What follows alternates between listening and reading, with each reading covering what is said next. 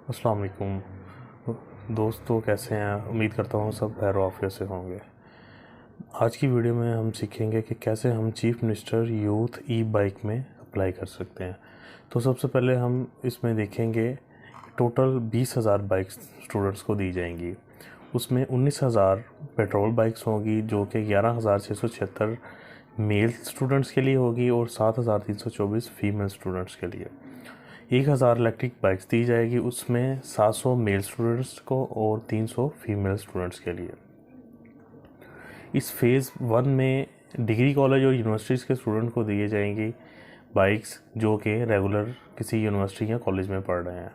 इनमें 5 सिटीज़ के स्टूडेंट शामिल होंगे: फैसलाबाद, मुल्तान, बहावलपुर, रावलपिंडी और लाहौर के। तो इसमें गवर्नमेंट 1 बिलियन तक की सब्सिडी दे रही है। अब बात करते हैं एलिजिबिलिटी क्राइटेरिया की।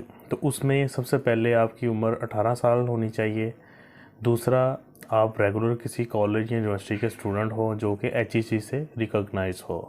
थर्ड में आपके पास ड्राइविंग लाइसेंस होना चाहिए या लर्नर परमिट होना चाहिए।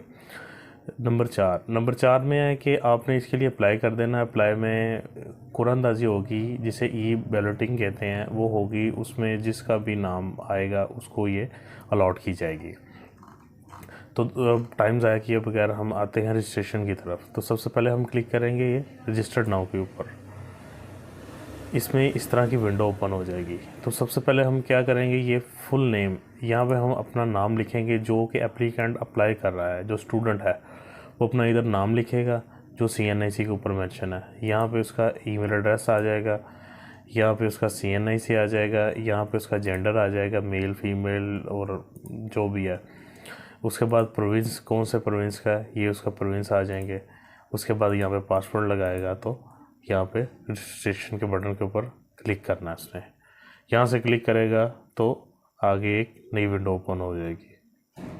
जी, तो इसमें जब लॉगिन कर लेंगे हम, लॉगिन करने के बाद यहाँ पे आएगा P बाइक मतलब पेट्रोल बाइक, और यहाँ पे E bike for electric bike. अब इलेक्ट्रिक बाइक में ये डिफरेंट कंपनीज आ रही हैं। ये आप इनमें से कोई भी कंपनी का इधर से मॉडल जाके सिलेक्ट कर सकते हैं कि कौन सी मतलब कंपनी की आपको बाइक चाहिए उस।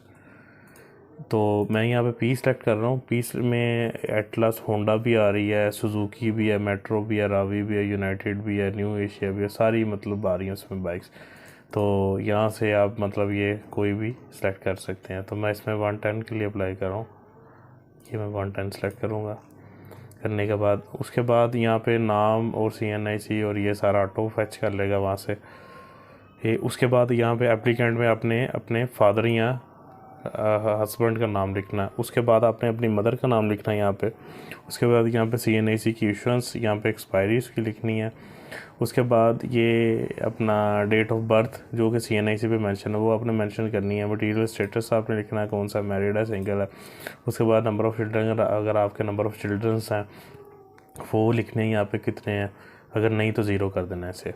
उसके बाद यहाँ पे ये आपकी पासपोर्ट साइज़ पिक्चर आ जाएगी, और यहाँ पे आपका CNIC जो कि मतलब है वैलिड CNIC की फ्रंट साइड वो आपकी अटैच हो जाएगी, यहाँ पे बैक साइड अटैच हो जाएगी। इसी तरह आपका मोबाइल नंबर यहाँ पे मेंशन करेंगे आप, यहाँ पे प्रोविंस किस प्रोविंस में है। उसके बाद डिस्ट्रिक्ट आपका कौन सा है, यहाँ पे तहसील कौन सी है। उसके बाद ये डोमिसाइल की पिक्चर आपकी अटैच हो जाएगी। उसके बाद आपने यहाँ पे एड्रेस लिखना है कि आपका एड्रेस क्या है, सिटी कौन सी है, तहसील कौन सी है, ठीक है, डिस्ट्रिक्ट कौन सा है, प्रोविंस कौन सा है। ये कर लेंगे सिलेक्ट आप सारा। तो फिर यहाँ पे आपने सेम एज़ अबव करना है। तो उसमें जो ऊपर आपने किया होगा वो सारा नीचे ऑटोमेटिकली ऐड हो जाएगा। उसके बाद ये 2 ऑप्शन आ रहे हैं कि आपने बेल्टिंग के लिए जो है नियर बाय अपने सेलेक्ट करना है, या परमानेंट एड्रेस या आपका टेम्परेरी एड्रेस, दोनों के करीब जो है आप जो भी आपने वहाँ पे दिया है। अगर परमानेंट दिया है तो परमानेंट के करीब कौन सा डीलर है, अगर टेम्परेरी दिया तो टेम्परेरी के नियर बाय कौन सा ऑथराइज डीलर है वो आपने सेलेक्ट कर देना है। वो सिलेक्ट करने के बाद आपने यहाँ पे नेक्स्ट के बटन पर क्लिक कर देना है। एप्लीकेंट कंप्लीट डिटेल कंप्लीट होने के बाद उसके बाद अगला प्रोसेस है। सबसे पहले उस ग्रांटर का नाम यहाँ पे जो भी होगा उसका उससे रिलेशन क्या होगा, ब्रदर, फादर, मदर, सिस्टर या स्पाउस, कोई जो भी है वो आपने यहाँ पे सेलेक्ट कर लेना है। उसके बाद यहाँ पे उसका CNIC आपने मेंशन करना है। CNIC लिखने के बाद यहाँ पे आपने CNIC इशुएंस लिख देनी है उसकी, यहाँ पे एक्सपायरी लिख देनी है आपने, यहाँ पे उसकी क्वालिफिकेशन कोई भी है, मास्टर है, ग्रेजुएट है या बिलो ग्रेजुएट है, जो भी उसकी होगी। उसके बाद उसका ID कार्ड की फ्रंट साइड की कॉपी अटैच कर दी है आपने, और यहाँ पे उसके बैक साइड की कॉपी अटैच कर देनी है, रीडेबल हो। उसके बाद यहाँ पे आपने यूटिलिटी बिल सेलेक्ट कर लेना, कोई सा भी, इलेक्ट्रिसिटी का हो जाए, गैस का, वाटर का या टेल्को का। यहाँ पे उसका रेफरेंस नंबर आ जाएगा बिल का, यहाँ पे वो बिल की कॉपी अटैच हो जाएगी। उसके बाद ग्रंटर की इंफॉर्मेशन, कॉन्टैक्ट इंफॉर्मेशन, उसका ईमेल एड्रेस, उसका नंबर ऑफ डिपेंडेंट्स, उसके ऊपर कितने डिपेंडेंट्स हैं, उसकी डिटेल 1 2 3 या 0 कुछ भी जो भी है, उसका एड्रेस जो उसका ID कार्ड के ऊपर मेंशन है, उसकी सिटी, उसका डिस्ट्रिक्ट, तहसील, प्रोविंस, और ये सारी चीज़ें कंप्लीट करने के बाद यहाँ पे ये सेम एज़ अबव का ऑप्शन है। अगर यहाँ पे चेंज है तो चेंज कर लेना, नहीं तो सेम एज़ अबव करेंगे तो ऑटोमेटिकली ऊपर से डाटा फैच कर लेगा, वो इधर आपका कंप्लीट हो जाएगा। उसके बाद यहाँ पे उसका सोर्स ऑफ इनकम ग्रंटर का, कि उसका सोर्स ऑफ इनकम क्या है। सोर्स ऑफ इनकम में हम यहाँ पे पहले क्लिक करेंगे, उसका अपना बिजनेस है या कोई उसके हटके है कोई चीज़, या सैलरीड पर्सन है वो, जो भी होगा आपने सेलेक्ट कर लेना। उसके बाद ओनर का, वो जिस घर में रहता है वो उसका ओनर है कि रेंट पे रह रहा है, तो हम जो भी होगा वो इधर मेंशन कर देंगे। उसके बाद उसकी मंथली जो है सोर्स ऑफ अदर भी है कोई, मतलब जो आपने ऊपर सेलेक्ट किया उसके अलावा भी अगर है तो यहाँ पे वो लिख देना कि एडिशनल इनकम इसकी क्या है। उसके बाद उसका bank account, bank of Punjab में कोई अकाउंट तो नहीं है, अगर है तो येस कर देना, अगर नहीं तो यहाँ पे नो कर देंगे। अगर येस करेंगे तो यहाँ पे आप बैंक अकाउंट नंबर लिखेंगे। उसके बाद आपने यहाँ पे कोई पॉलिटिकल पार्टी के साथ आपकी कोई अटैचमेंट तो नहीं है, अगर है तो येस, अगर नो तो फिर नो कर देना। उसके बाद अगर आप कैश में सैलरी लेते हैं तो यहाँ पे कैश का वोचर लगेगा आपका, और यहाँ पे अगर बैंक में जाती है तो यहाँ पे बैंक की स्टेटमेंट आपकी लगेगी, और यहाँ पे आपकी पे स्लिप लगेगी, यहाँ पे करंट पे स्लिप जो है, जो कि अदारे से आपको ये मिलेगी, ये लगेगी यहाँ पे अटैच करने के बाद। ये कह रहा है कि मैक्सिमम 60 डेज़ ओल्ड हो, इससे पुरानी ना हो। उसके बाद वो कहता है कि आपने पहले तो नहीं कोई बैंक से लोन लिया हुआ, अगर लिया है तो यस कर देना, अगर नहीं तो यहाँ पे नो के ऊपर क्लिक कर देना। इसी तरह आपने नीचे ये एक और ऑप्शन है कि आपने पहले तो नहीं कभी कोई लोन के लिए अप्लाई किया, या कोई आपको कोई लोन मिला हो, तो यहाँ पे अगर मिला तो यस, अगर नहीं तो फिर नो पे क्लिक कर देना आपने। नो पे क्लिक करने के बाद आपने ये नीचे आ जाना है और नेक्स्ट के बटन के ऊपर आपने क्लिक कर देना है जी। तो नेक्स्ट करने के बाद आगे आपके पास एजुकेशनल इंस्टीट्यूशन डिटेल्स की विंडो ओपन हो जाएगी।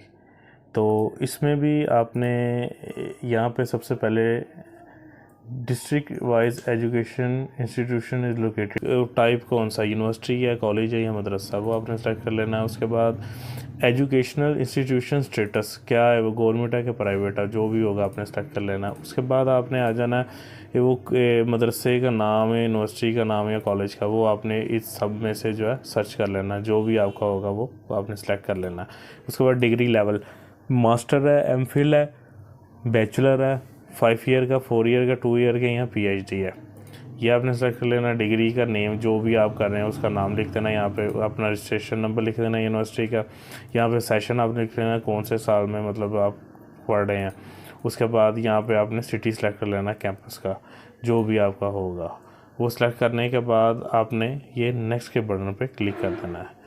तो नेक्स्ट के बटन पे क्लिक करेंगे तो आपके पास जो है विंडो ओपन होगी रेफरेंस वाली। रेफरेंस में ये आपके पास मोबाइल नंबर, उसका CNIC, ठीक है, उसके बाद उसका CNIC इशुएंस की डेट, उसके बाद फिर आपने एक सेकंड रेफरेंस वाला बंदे का नाम देना है। जो आपने पहले एक ग्रंटर दिया है उसका नाम इसमें नहीं होना चाहिए जी। सेकंड में उसका नाम, मोबाइल नंबर, CNIC और डेट ऑफ इशुएंस करने के बाद आपने नेक्स्ट के बटन पे क्लिक कर देना है। डिक्लेरेशन की विंडो ओपन हो जाएगी। डिक्लेरेशन में अब देखें डेक्लेरेशन में क्या करता है, वो कहता है कि आपने जितनी भी टर्म एंड कंडीशन, जो भी उसकी टर्म एंड कंडीशन है उसको एक दफ़ा आपने रीड कर लेना। करने के बाद यहाँ पे आपने क्लिक करना है और नेक्स्ट का बटन प्रेस करेंगे तो ये आपका फॉर्म जो है वो सबमिट हो जाएगा। बहुत शुक्रिया, थैंक यू, आपने वीडियो वॉच की। अगर आपको वीडियो अच्छी लगी हो तो लाइक और सब्सक्राइब कीजिएगा। शुक्रिया।